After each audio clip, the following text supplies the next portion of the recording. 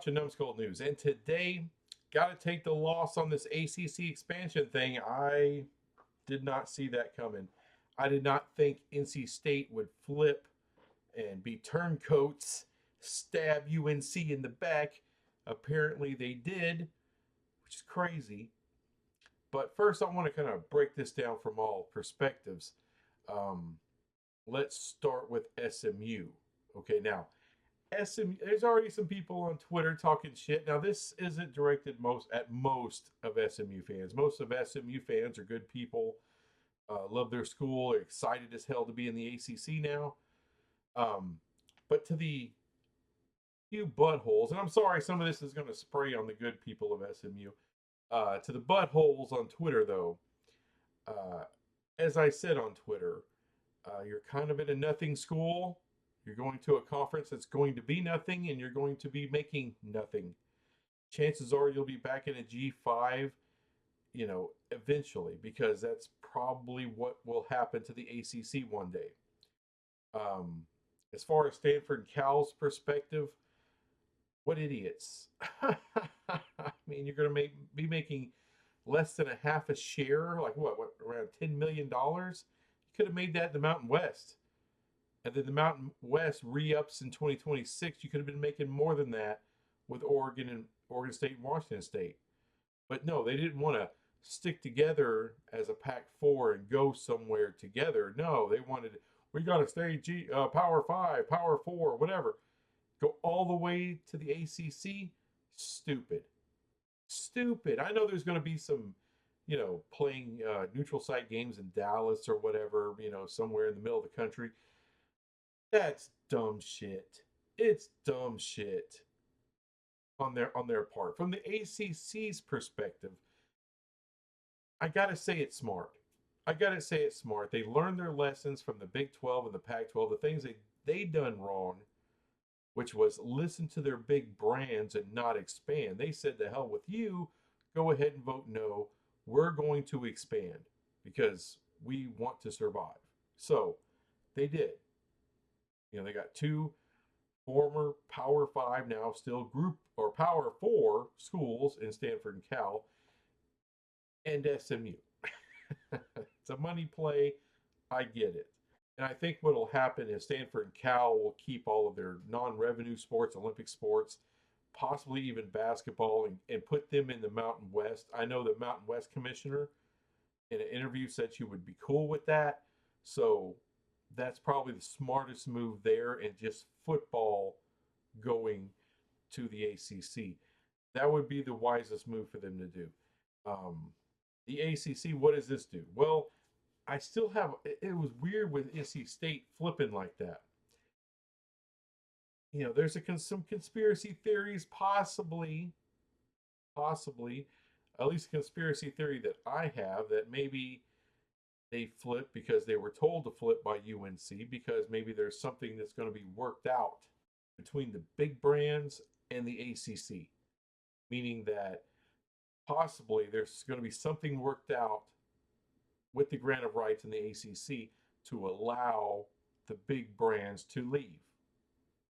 All right, so they went ahead and backfilled, and then they'll work something out in the next couple of seasons, next couple of years, to get Florida State, to get Clemson, UNC, maybe someone else, who knows, I don't know. But work it out to where those teams can go ahead and leave. Why would they do that? Because you've got unhappy teams, and you're just tired of dealing with it. This shit. They're going to leave. So let's just get them out while we can and get the max amount of dollars out of them while they go. But of course, there's always the problem of 2036 when that finally rolls around. Because look, Boston College, Wake Forest, Syracuse, now Stanford, Cal, and SMU, they don't want anything happening to the ACC. All right, because there's no place for them to go for those schools. They're kind of screwed. They want the ACC to stay intact for as long as possible. And 2036 is the deadline where they can come in and try to get a better contract. What does that look like? I don't know. Is it going to be better than the Big 12? I seriously doubt it at that point. As a matter of fact, in 2036, I think the Big 12 at that point will look good enough to entice teams like Virginia Tech, Louisville, Pitt, who knows, Georgia Tech, NC State. I don't know.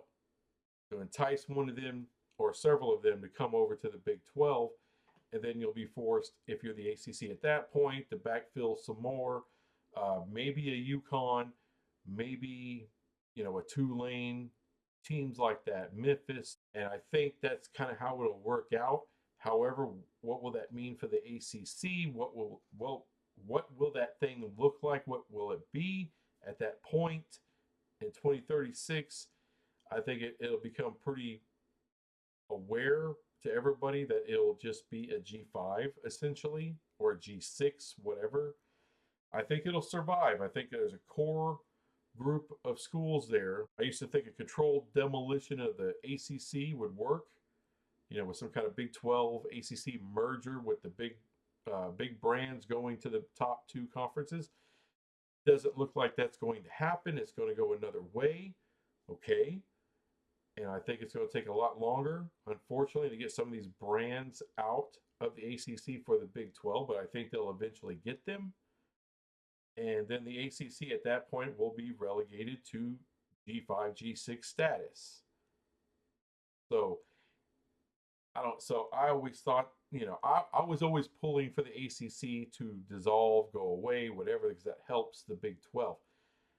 But essentially, you're going to relegate them to a group of whatever status. Good enough. If you're if you're a Big 12 fan, that's good enough. And in that future, at that time, you'll still have, yes, 3 power conferences: Big 10, SEC, and the Big 12. There's a lot of people saying, well, that the Big 12 is not really a power conference. Well, I beg to differ. It is. It'll be the most powerful basketball conference in the land. They are essentially the SEC of college basketball. That is the second revenue generator that gives you a seat at the table, and not just some regular ass kiddie table or regular plastic seat. That gives you a nice cushiony seat at the big boys table. And in football, you're going to be a fun brand, an awesome brand, and it's going to be a good time, damn it. So are you ever going to catch the SEC in the Big 10 in revenues if you're the Big 12? No, you're not. However, you could be the number 3 in revenue. You can be the number 3 in ratings. You can be the number 3 in impact, number 3 in interest, in everything, and number 1 in basketball. And if you're the Big 12, that is the win. That's what you want. So the ACC did the right thing. All right, they extended out their lifeline. All right, they're going to make it to where they can survive. The ACC is not going to dilute. I seriously doubt they'll ever fade away like the Pac did, but they will get relegated eventually. That's still going to happen because Florida State's not going to stay there indefinitely. Clemson's not staying there indefinitely. It looks like UNC will not be staying there indefinitely. I still have my doubts about Big 10 or the SEC, but I've been wrong a lot lately. I could be wrong on that one. Miami, I don't think will stay indefinitely either. More than likely, it'll be the Big 10 or the SEC. Outside, very outside shot, Miami ends up in the Big 12 one day. We'll see about that one as well. But after this bit of realignment, it's going to be done and wrapped up for a while until 2024. So now it's about the foosball. Foosball's the devil, and we're all here for it, damn it. So, thanks for watching this crap. I'll be back with some other crap later. Bye-bye.